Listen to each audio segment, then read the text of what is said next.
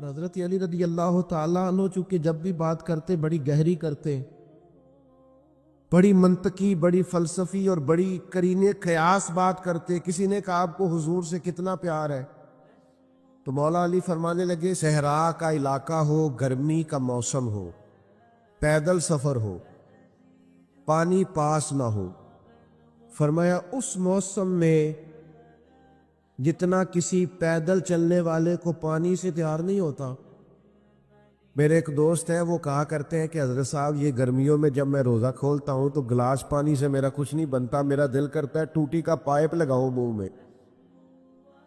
یہ پانی سے جو پیار ہوتا ہے نا، یعنی آپ درجنوں سینکڑوں نعمتیں چن لیں دسترخوان پر جو پانی ہوتا ہے نا اس کے بغیر گزارا نہیں ہوتا۔ مولا علی کی بات تو سمجھے نا، مولا کائنات کیا فرماتے؟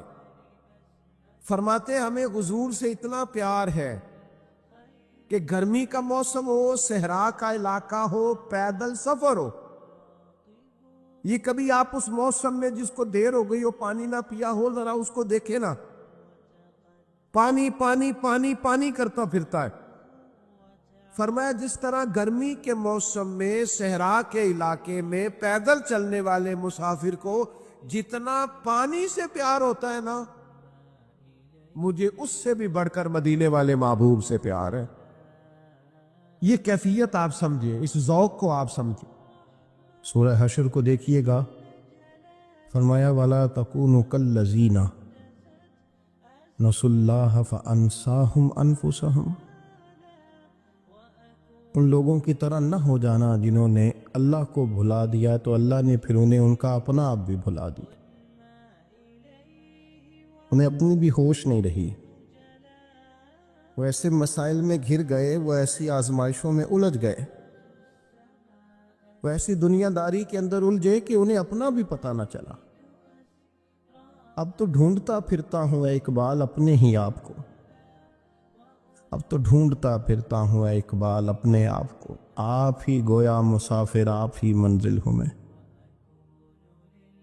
جب انسان خدا فراموش ہوتا ہے تو خود فراموش ہو جاتا ہے۔ ہمارا بڑے زمانے سے تکیہ ہے، کبھی امریکہ پر، کبھی یورپ پر، کبھی برطانیہ پر، کبھی مالداروں پر، کبھی اسلحے والوں پر۔ اس کا نقصان یہ ہوا کہ اپنا کوئی وجود نہیں رہا، اپنا کوئی نظریہ نہیں رہا، اپنی کوئی سوچ نہیں رہی۔ ایسے محسوس ہوتا ہے کہ کوئی منشور نہیں، کوئی دستور نہیں، لگام منہ میں ہے اور اس کا سرا کسی کے ہاتھ میں ہے، وہ جدھر چاہتا ہے ہمیں گھما لیتا ہے۔ اللہ فرماتے ہیں یوں نہ ہو جانا کہ تم رب کو بھلا دو اور پھر تمہیں اپنا آپ بھی بھول جائے۔ اولئک ھم الفاسقون، فرمایا یہ وہ لوگ ہیں جو نافرمان ہیں اللہ کے، یہ نافرمان ہے۔ جب یہ نظریہ بن گیا، جب یہ ذہن بن گیا کہ پیدا اللہ نے کیا ہے، دینا اللہ نے ہے، عطا کرنے والا اللہ ہے، نوازنے والا اللہ، تو پھر ساری توجہ دنیا داروں کی طرف رکھنا، میں اللہ والوں کی طرف توجہ رکھنے کا قائل ہوں، میں وہ سمجھتا ہوں، ہم اس چیز کے قائل ہیں، لیکن وہ بھی کوئی آستانہ ہے کہ جہاں حق مرشد کا نعرہ تو بڑا لگے پر رب کا نام ہی نہ سننے کو ملے۔ یہ بھی کوئی بات ہوئی کہ جہاں یہ تو نعرہ زور سے لگے کہ جیوے جیوے مرشد جیوے، لیکن استغفار کا درس ہی نہ ملے، یا ہر وقت یہ بتایا جائے کہ یہاں آ گئے تو بچ گئے۔ کیسے بچیں گے؟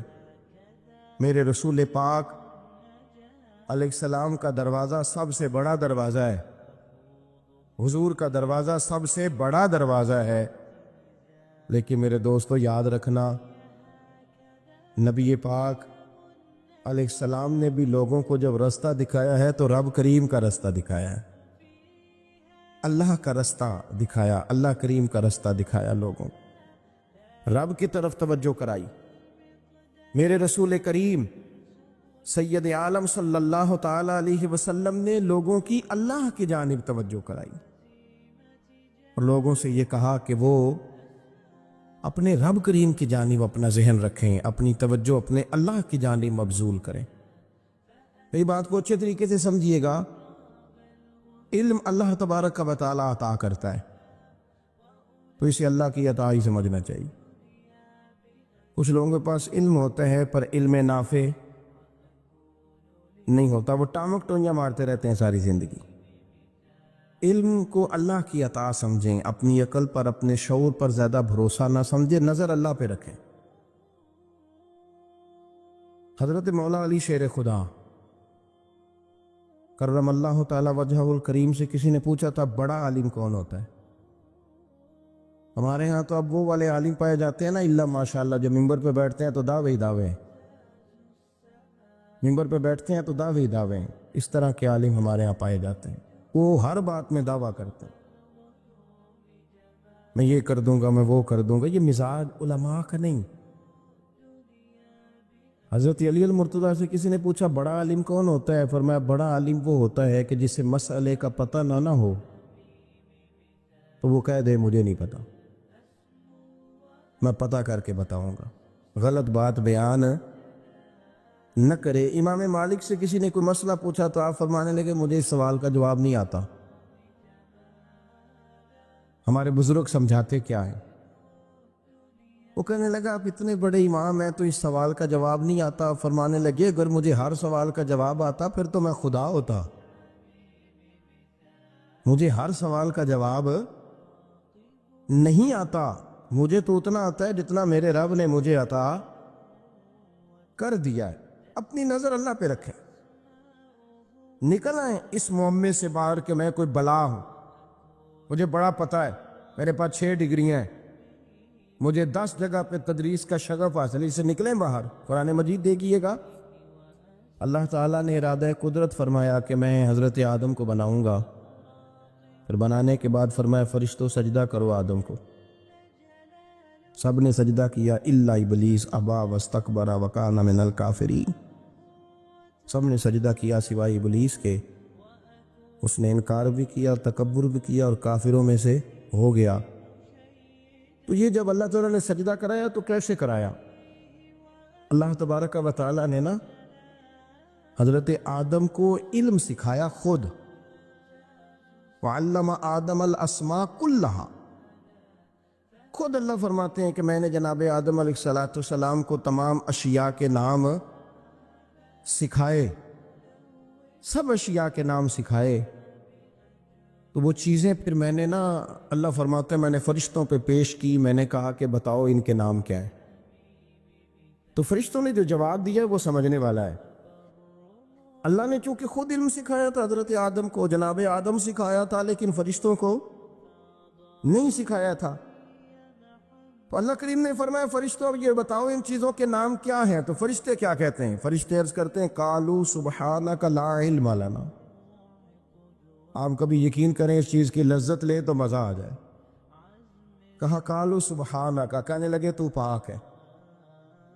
قالوا سبحانک، کہنے لگے تو، بھئی آدم علیہ السلام کو نام سکھا لیے، پھر فرشتوں کے سامنے وہ چیزیں پیش کر کے کہا ان چیزوں کے نام بتاؤ، تو فرشتے کیا کہتے ہیں؟ کہتے ہیں قالوا سبحانک، تو پاک ہے، لا علم لنا، ہمارے پاس کوئی علم نہیں، الا ما علمتنا، ہمیں تو اتنا پتہ ہے جتنا تو نے ہمیں سکھا دیا ہے،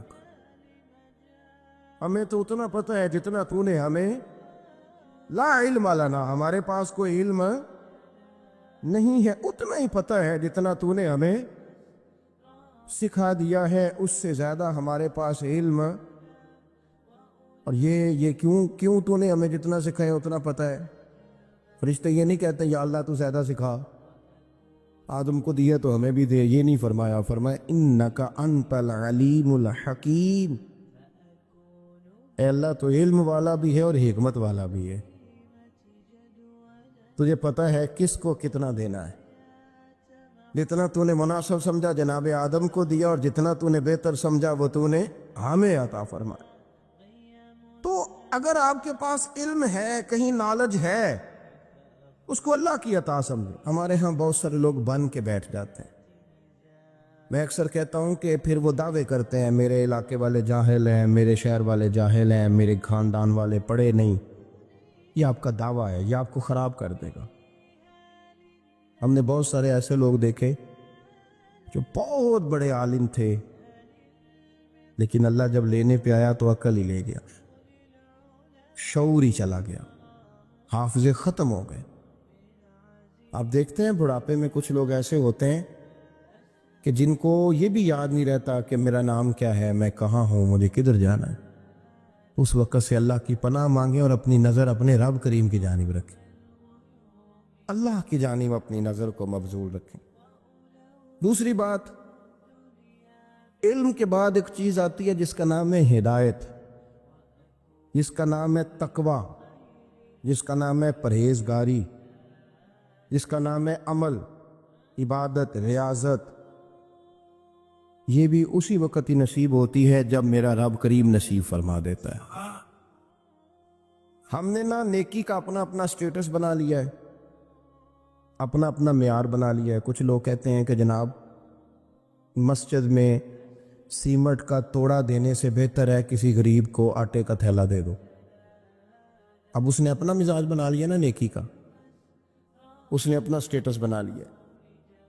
میرا یہ سوال ہے کہ نبی پاک صلی اللہ تعالیٰ علیہ وسلم جب مدینہ شریف آئے تھے تو حضور نے سب سے پہلے غریبوں میں آٹا تقسیم کیا تھا کہ سب سے پہلے مسجد بنائی تھی؟ کیا عجیب لوگوں کا رنگ ہے، اپنی مرضی کی ہدایت، اپنی مرضی کا تقوی، اپنی مرضی کا معیار۔ مسجد کوئی بڑا چھوٹا خطیب بھی میری طرح کا ہو نا، تو وہ مسجد میں بیٹھ کے جب نبی پاک کی بات کرتا ہے تو کہتا ہے میرے رسول پاک غریبوں کا سہارا بن کے آئے۔ وہ غریبوں کی بات کرتا ہے، مسکینوں کی، لاچاروں کی، کمزوروں کی بات۔ تو مسجد ہی تو وہ ادارہ ہے جہاں سے غریبوں کی بات ہو رہی۔ تو اب لوگوں نے غریب کو اور مسجد کو لڑانا شروع کر دیا، اس کو لڑاؤ کہ مسجد میں پیسے دینے سے بہتر ہے آپ غریب کو آٹے کا تھیلا دے دیں۔ آپ یہ کیوں نہیں کہتے کہ مسجد میں بھی آپ توڑا دیں ایک سیمنٹ کا اور ساتھ غریب کو بھی خدمت کریں؟ یہ کیوں نہیں تقوی؟ اپنی اپنی مرضی کا مزاج، اپنی اپنی۔ کچھ لوگ کہتے ہیں چھوڑو جی، ساری زندگی انسان نماز پڑھتا رہے اور پھر گالیاں بھی دیتا رہے، بندہ داڑھی بھی رکھ لے اور جھوٹ بولنا بھی نہ چھوڑے، تو یہ آپ نے اپنے پاس سے تقوی کا معیار بنایا۔ گالی دینے کا گناہ ہے اور داڑھی رکھنے کا ثواب ہے۔ تو اگر آپ داڑھی رکھے ہوئے ہیں اور آپ کوئی غلطی کر رہے ہیں تو اس سے آپ کی داڑھی کا ثواب ختم۔ اللہ کرے آپ کو سمجھ آئے میری بات۔ آپ کوئی غلطی کر رہے ہیں، داڑھی کا ثواب اس سے ختم، وہ اپنی جگہ پہ قائم ہے چیز۔ اپنی مرضی کا کیوں تقوی کا معیار بناتے ہیں؟ تقوی کا مزاج اپنی مرضی کا نہ بناؤ۔ اللہ کی بارگاہ سے دعا مانگو کہ یا اللہ ہمیں ہدایت کا نور عطا فرما، اللہ تو ہمیں رستہ دکھا، تو بتا کہ ہدایت کیا ہے۔ تو رب فرماتا ہے اللہ ولی الذین آمنوا، اللہ مومنوں کا مددگار ہے، یخرجہم من الظلمات الی النور، وہ انہیں اندھیروں سے نکالتا ہے اور نور کی طرف روشنی عطا فرماتا ہے۔ اندھیروں سے نور کی طرف اللہ لاتا ہے۔ اللہ ولی، اللہ مومنوں کا ولی ہے، وہ انہیں اندھیروں سے نور کی طرف نکالتا ہے۔ ہدایت ہمیشہ اللہ کی طرف سے سمجھے۔ جب وہ نماز کی توفیق دیتا ہے تو اپنے فضل سے دیتا ہے، جب وہ ذکر کی توفیق دیتا ہے تو اپنے فضل سے۔ ہم سمجھتے ہیں ہو جی فلانا نہیں پڑھ رہا بڑا بیوقوف ہے، فلانا نہیں پڑھ رہا، تو کیا اپنی عقل کے زور پہ پڑھ رہا؟ میں جی اللہ کے فضل سے 2 سپارے پڑھتا ہوں، تو کس پہ احسان کرتے تو 2 سپارے پڑھ کے رویا کر، اگر مالک تو بڑا قریب نہیں۔ بڑے لوگ ہیں جن کو پورا قرآن حفظ ہے پر انہیں پڑھنے کی توفیق نہیں، تو انہیں فضل کیا اور مجھے توفیق دے دی ہے پڑھنے۔ رویا کر، پڑھ کے رویا کر، راتی ساری کر کر زاری، وہ نیند اکھاں تھی توندے تے فجرے اوہی گناہگار کہاون سب تو نیوے ہوندے۔ مہربانی کریں، ڈریں، نیکی کریں تو پھر ڈریں، پھر احساس پیدا کریں، پھر اپنے اندر وہ کمزوری لائیں کہ توبہ توبہ مجھے تو پتہ ہی نہیں، تو جانتا ہی نہیں۔ حضرت سیدنا امام اعظم ابو حنیفہ رحمۃ اللہ تعالیٰ علیہ کے ساتھ ایک شخص کہتا میں نے نماز پڑھی، تو عشاء کی نماز تھی۔ یہ جو لوگ بڑے ہوتے ہیں نا، جن کے پیار کرنے والے بڑے ہوتے ہیں، ان کے گرد خوف بھی بڑا ہی ہوتا ہے۔ انہیں بڑا ڈر لگتا ہے، بڑی بعض اوقات آزمائش ہوتی ہے ان کی۔ عشاء کی نماز کہتے پڑھی تو امام صاحب نے نا عشاء کی نماز میں تلاوت کی آیتیں فَمَن يَعْمَلْ مِثْقَالَ ذَرَّةٍ خَيْرًا يَرَهُ وَمَن يَعْمَلْ مِثْقَالَ ذَرَّةٍ شَرًّا يَرَهُ، فرمایا جو ذرہ برابر خیر کرے گا وہ بھی قیامت میں دیکھے گا، اور جو ذرہ برابر شر کرے گا وہ بھی قیامت میں اس شر کو دیکھے گا، اس کے سامنے آئے گا۔ تو وہ شخص کہتا ہے کہ سارے لوگ نماز پڑھ کے چلے گئے تو امام صاحب رحمۃ اللہ علیہ نے اپنی داڑھی پکڑی، رو رہے ہیں، کہتے ہیں وہ ذرہ برابر نیکی کا بدلہ دینے والے، وہ ذرہ برابر شر پہ سزا دینے والے میری سفید داڑھی کو دیکھ، مالک میرے ذرے ذرے سامنے نہ لانا، لوگ تو میری بڑی قدر کرتے ہیں دنیا، میں تو بڑا پہچانا جاتا ہوں، لوگ تو میری راہوں میں پھول لیے کھڑے ہوتے ہیں، یہ بڑا نوازتے ہیں، قیامت میں رسوا نہ کر دینا، میرے لیے مشکل ہو جائے گی۔ وہ کہتے ہیں میں نے امام صاحب کا درد دیکھا، مجھے کوئی کام تھا تو میں چلا گیا، میں نے کہا کہ وہ اس وقت اللہ کی حضور حاضر ہیں تو میں دوبارہ آؤں گا۔ کہتے ہیں میں تہجد کا وقت آیا تو امام صاحب وہیں بیٹھے تھے اور ان کی داڑھی آنسوؤں سے بھری ہوئی تھی اور زور سے داڑھی پکڑی ہوئی، کہنے لگے مالک رسوا نہ کر دیں، قیامت میں رسوا نہ کر دیں۔ یار جو ہدایت یافتہ لوگ تھے وہ تو ڈرے ہوئے تھے، وہ تو سہمے ہوئے تھے، وہ تو کہتے تھے یہ اس کا فضل نہیں، اس نے بلا لیا، یہ اس کا کرم نہیں۔ حضرت بائی بستامی کسی کافر کو دیکھتے تو رو پڑتے، کہتے مالک تو کتنا قریب ہے، یہ بے ایمان رہ گیا، تو نے اپنے فضل سے مجھے اپنے نبی کا غلام بنا لیا، وہ رو پڑ۔ یہاں تو لوگوں کا دعویٰ ہی بڑا ہے، نمازی اللہ خیر فرمائے وہ تو دوسروں کو گھورتا ہے، وہ کہتا ہے جنت کا میں مالک ہوں، کنجیاں میرے پاس ہیں، میں کسی اور کو گھسنے نہیں دوں گا، اور اگر 2-3 حج کر لے تو پھر تو وہ کہتا ہے کہ اب میرے سے پوچھ کے لوگ جنت میں جائیں گے معاذ اللہ، اور اگر وہ 2 4 5 7 دفعہ کوئی نفل پڑھ لے تو پھر وہ کہتا ہے چھوڑیں جی سارے لوگ بے عمل ہیں، میں اکیلا نیک ہوں۔ نہ ایسا کریں، اپنی توجہ اپنے رب پہ رکھیں، اپنی توجہ اپنے ان اللہ بالناس لرؤوف الرحیم، بے شک اللہ اپنے بندوں پر بڑا ہی مہربان اور نہایت ہی رحم کرنے والا، رؤوف اور رحیم ہے، بڑا مہربان ہے، کرم فرماتا ہے۔ اللہ تعالیٰ اپنے بندوں سے بڑا جلد راضی ہو جاتا ہے، وہ اپنے بندوں کو بہت زیادہ مشقت میں نہیں ڈالتا، وہ اپنے بندوں سے اپنی نعمتوں کا بدلہ نہیں چاہتا، بہت سخت مشقت والی عبادتیں نعمتوں کے بدلے نہیں چاہتا، وہ بڑی جلدی رحم فرماتا ہے۔ ماں پیار کرتی ہے اپنے بچے سے لیکن وہ ناراض بھی ہو جاتی ہے بعض چیزوں میں، بعض معاملات اس کا دل بھی دکھاتے ہیں،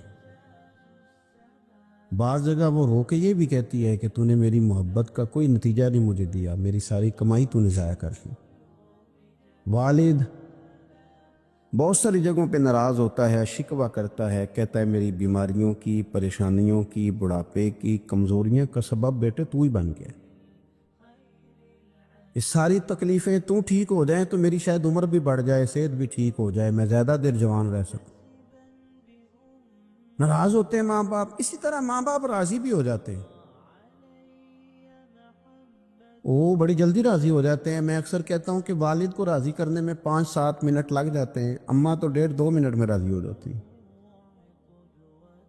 ابا جی کو 5-7 منٹ لگتے ہیں، کئی دفعہ کہنا پڑتا ہے، کوئی دلائل دینے پڑتے ہیں، لیکن والدہ کے لیے تو کچھ بھی نہیں، آپ نیرا جا کے پیروں میں بیٹھ ہی جائیں، کچھ بھی نہ کریں، آپ پورا روئیں، نہ رونے والا منہ ہی بن جائے تو اماں تو نرم ہی نرم ہے، جس وقت جو مرضی آپ کرا لیں ہو گیا۔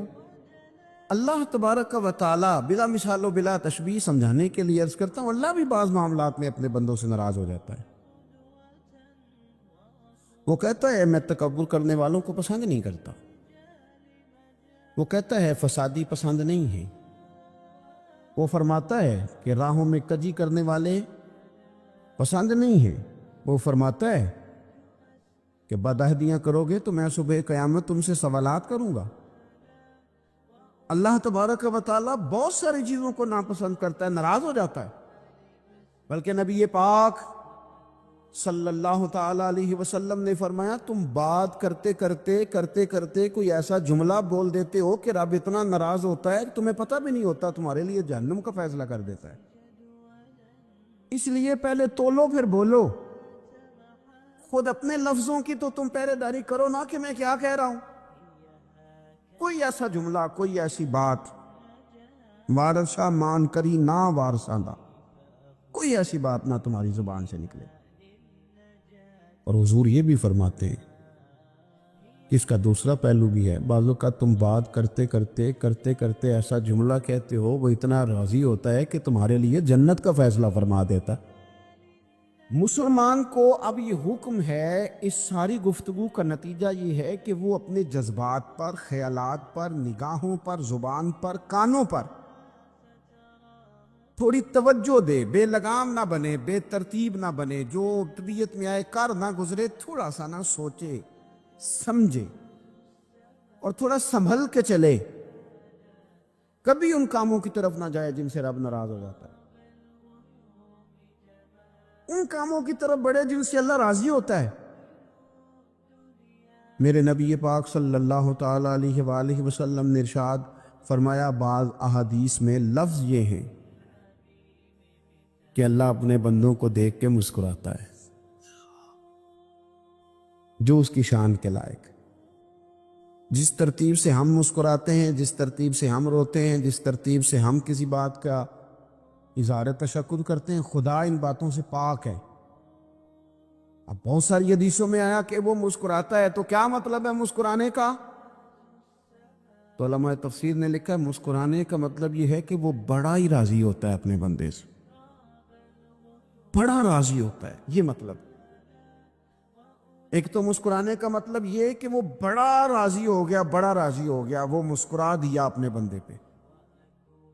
اور ایک اس کا معنی خود نبی پاک صلی اللہ تعالی علیہ وسلم نے بیان فرمایا، مسند امام احمد بن حنبل میں حدیث ہے، حضور سید عالم علیہ السلام سے صحابہ نے پوچھا، یا رسول اللہ شہید تو بڑے لوگ ہوتے ہیں، شہیدوں میں افضل کون ہے؟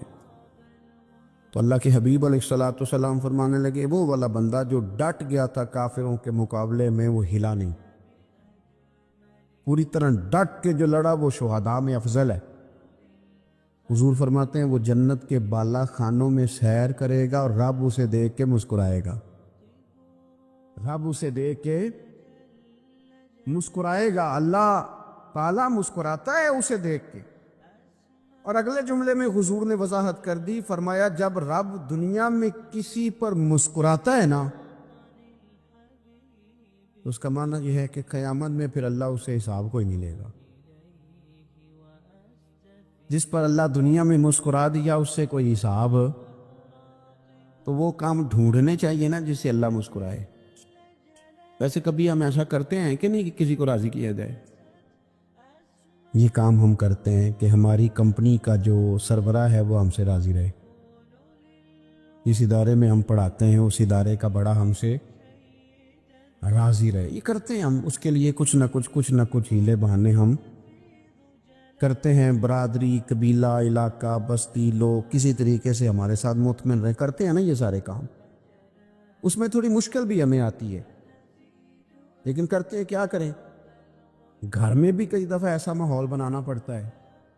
چلیں ایک اور میٹھی مثال دیتے ہیں، زیادہ سمجھ میں آئے گی۔ چھوٹا بچہ خوش رہے، آپ اس کے لیے محنت نہیں کرتے؟ وہ چھوٹا ہے، اس کو خوش کرنا فرض ہے ابا پہ، لیکن وہ کہتا ہے کہ میں نے موٹر سائیکل لینا ہے۔ چھوٹا ہے، چلا ہی نہیں پائے گا، تو ابا پھر اسے راضی کرتا ہے، کہتا ہے بیٹے چھوٹا سائیکل لے لے، چل میں تجھے اڑانے والا جہاز لے دیتا ہوں۔ مقصود کیا ہے کہ اس کو ناراض نہیں کرنا، یہ روئے نہ، اس کا دل نہ ٹوٹے۔ اور یارو سنو نا میں کیا کہہ رہا ہوں، اگر چھوٹے بچے کے لیے وہ چیزیں ڈھونڈتے ہو، میرے ابا جی نا اپنے نواسے کے لیے کھلونا لے کے آئے تو بچہ بڑا ہی کھیلا، تو ابا جی کہنے لگے لو پیسے پورے ہو گئے میرے، بچے کو پسند بڑا ہے نا، پیسے پورے کر چھڑے نہیں، دیکھو نا جی کتنا اس کو راضی ہوا ہے۔ تو انسان کیا کرتا ہے کہ کوشش کرتا ہے، چھوٹا بچہ بھی ناراض نہ ہو تو وہ چیزیں وہ ڈھونڈتا ہے کہ اس کو کیا پسند ہے، چاکلیٹ لے جاؤں، فلاں چیز لے جاؤں، آئس کریم لے جاؤں، تو ایک بچے کے لیے، گھر کے لیے، سربراہ کے لیے اتنی محنت کرتے ہو، تو وہ کام بھی ہمیں ڈھونڈ ڈھونڈ کے تلاش کرنے چاہیے نا، جس سے رب راضی ہوتا ہے، اللہ راضی ہوتا ہے۔ بتاؤں وہ کون کون سے کام ہیں؟ نبی کریم صلی اللہ تعالی علیہ وسلم نے ارشاد فرمایا 3 لوگ ہیں جنہیں دیکھ کے رب مسکراتا ہے۔ یا رسول اللہ صلی اللہ علیہ وسلم وہ کون کون سے؟ تو محبوب فرمانے لگے، ایک وہ بندہ ساری مخلوق سوئی ہے، آدھی رات ہے، رات کا پچھلا پہر ہے، اس نے اٹھ کے وضو کر لیا، مصلی پہ کھڑا ہو گیا خدا کی یاد میں، فرمایا اسے دیکھ کے رب مسکراتا ہے جو اس کی شان کے لائق ہے، مسکراتا ہے اللہ۔ یہ تو سونے کا ٹائم تھا، یہ تو گہری نیند آنے کا وقت تھا، رات کا پچھلا پہر، رات پوے تے بے درداں نو نیند پیاری آوے، تے درد منداں نو یاد سجن دی ستیاں وی آن جگاوے، اور ساون کی کالی راتوں میں جب بوندا باندی ہوتی ہے، وہ راتوں کو اٹھ اٹھ روتے ہیں جب خلقت ساری سوتی ہے، اللہ مسکراتا ہے۔ اور سننا میرے بھائی، میرے نبی پاک صلی اللہ تعالی علیہ وسلم فرماتے ہیں جب مسلمان نماز کے لیے صفیں بناتے ہیں نا، ترتیب لگ رہی ہوتی ہے، اب اللہ کی بارگاہ میں کھڑے ہوں گے، قیام کریں گے، رکوع کریں گے، سجود کریں گے، فرمایا جب مومن صفیں بناتے ہیں تو رب دیکھ کے مسکراتا ہے، مسکراتا ہے۔ کمال ہو گئے عروج بندگی کا، جب بندے کو دیکھ کے رب مسکرائے، خدا بندے سے خود پوچھے بتا تیری رضا کیا ہے، مسکراتا ہے۔ اور میرے نبی پاک علیہ السلام فرماتے ہیں جب مجاہد جہاد کے لیے صفیں سیدھی کرتے، آج تو یہ رب کے نام پہ مرنے ہی آ گئے، یہ صفوں میں کھڑے ہوں گے، ترتیب سے لڑیں گے، ترتیب سے گلا کاٹیں گے کافروں کا یا شہادت لیں گے۔ فرمایا جب جہاد کے لوگ صفیں بناتے ہیں تو رب انہیں دیکھ کے مسکراتا ہے۔ کتنے نصیبوں والا وہ بندہ ہے جسے دیکھ کے مسکرا دیا۔ او یار کبھی تیرا بیٹا تیرے سامنے مسکرائے نا چھوٹا، تو تیرا دل باغ باغ ہو جاتا ہے۔ تیری ماں بیمار کسی ایک دن صحیح طرح ہنس پڑے تو طبیعت خوش ہو جاتی۔ مجھے بتاؤ نا جس کا رب بھی اسے دیکھ کے ہنس پڑے، جو اس کی شان کے لائق ہے، کیا اس بندے کے نصیبیں ہیں، کیا اس کے مقدر ہیں؟ آپ اس مقام پر اپنے آپ کو لائیں۔ اب دیکھیں نا، یہ حدیث آپ نے سن لی، اب ہم نے نا اس طرح صفحے نہیں بنانے جس طرح ساری دنیا، اب ذرا صفحے بھی شوق سے بنائیں گے، اب ذرا تھوڑا سا شوق پیدا کریں گے، بھئی یہ تو میں وہ کام کرنے لگا ہوں جسے دیکھ کے رب مسکراتا ہے۔ نبی پاک صلی اللہ علیہ وسلم نے فرمایا جب کوئی بندہ توبہ کرتا ہے نا، ہم توبہ کا رٹا لگاتے ہیں، یا اللہ میری توبہ، یا اللہ۔ اور توبہ کا تو مطلب یہ ہے کہ پچھلے گناہوں سے پکی توبہ، آج کے بعد یہ غلطی نہ کرنے کا پکا وعدہ۔ انہیں ساری شب برات رو کے گزاری ہے، بتا سویرے جھوٹ جوڑنے کا ارادہ ہے تیرا؟ آج کے بعد رشوت تو نہیں نہ لے گا، ملاوٹ تو نہیں نہ کرے گا، یہ توبہ ہے۔ اور اگر سارے کام اسی طرح کرنے تو پھر کہ توبہ کا رٹا ہے، جتنا مرضی لگاؤ۔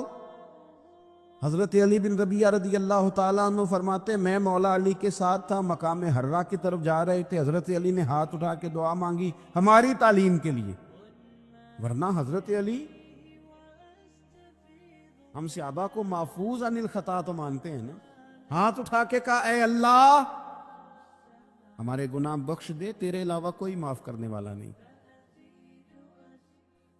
اور پھر حضرت علی آسمان کی طرف دیکھا اور دیکھ کے نا حضرت علی بن ربیعہ کو تو مسکرائے۔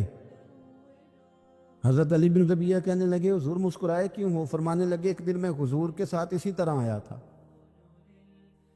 اسی طرح حضور نے دعا فرمائی تھی ہماری تعلیم کے لیے، اور پھر حضور مجھے دیکھ کے مسکرائے تھے اور فرمایا جب کوئی بندہ رب کی بارگاہ میں اس طرح استغفار کرتا ہے تو رب مسکراتا ہے، اور مسکرا کے فرماتا دیکھ لو میرے بندوں کو پتا ہے کہ میرے علاوہ معاف کرنے والا کوئی نہیں، مجھے پتا ہے، تم اس کی بارگاہ میں رجوع تو لاؤ، آؤ تو صحیح دو آنسو لے کر، اقبال کہتے ہیں کہ موتی سمجھ کے شان کریمی نے چن لیا، قطرے دو گرے میرے ار کے انفال کے، دو میں نے آنسو بہائے تھے تو اس کے کرم نے تو موتی سمجھ کے چن لیے۔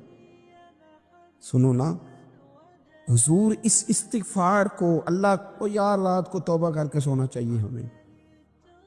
کچھ غلطیاں ہم کرنا نہیں چاہتے پر ہم سے ہو جاتی ہیں، کچھ دل ہم توڑنا نہیں چاہتے پر وہ ٹوٹ جاتے ہیں، ہماری مجبوری ہوتی ہے ٹوٹ جاتے۔ رات کو اس کی بارگاہ میں ہاتھ باندھ کے، کشکول طلب دراز کر کے خوب استغفار پڑھنا چاہیے کہ مالک بندے ہیں نا، کیا کریں؟ نفس کا ساتھ ہے، دنیا کا ساتھ ہے، خواہشات نفسانیہ، مالک معاف کر دے۔